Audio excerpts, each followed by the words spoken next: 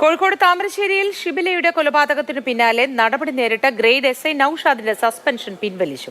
കഴിഞ്ഞ തിങ്കളാഴ്ചയാണ് സസ്പെൻഷൻ പിൻവലിച്ചുള്ള ഉത്തരവ് ഇറക്കിയത്. പ്രാഥമിക അന്വേഷണം നടത്തിയ ശേഷമാണ് തീരുമാനം. അതേസമയം സസ്പെൻഡ് ചെയ്ത നടപടി ജനങ്ങളുടെ കണ്ണിൽ പൊടിയിടലായിരുന്നുവെന്ന് ഷിബിലയുടെ കുടുംബം ആരോപിച്ചു. താമരശ്ശേരി പോലീസ് സ്റ്റേഷനിലെ SHO അടക്കമുള്ളവർക്കെതിരെ അന്വേഷണം ഉണ്ടായില്ലെന്നും നൌഷാദിനെ ബലിയാടാക്കിയതാണെന്നും ആക്ഷേപമുണ്ട്. പോലീസിന്റെ ഭാഗത്തുനിന്നുണ്ടായ വീഴ്ചയാണ് ഒരു കുട്ടിയുടെ കൊലപാതകത്തിലെത്തുകയും ഇപ്പോഴും ചികിത്സയിൽ കഴിയുന്ന കുട്ടിയുടെ ഉമ്മയും ഉപ്പയുടെയും അവസ്ഥയിലേക്ക് പോയിട്ടുള്ളത്. അന്ന് ജനങ്ങളെ കണ്ണിൽ പൊടിയിടാൻ SHOനോ അല്ലെങ്കിൽ പ്രിൻസിപ്പൽ SIക്കോ നേരെ അന്വേഷണം പോലും നടത്താതെ PROനെ തൽക്കാലം സസ്പെൻഡ് ചെയ്യുകയാണുണ്ടായത്.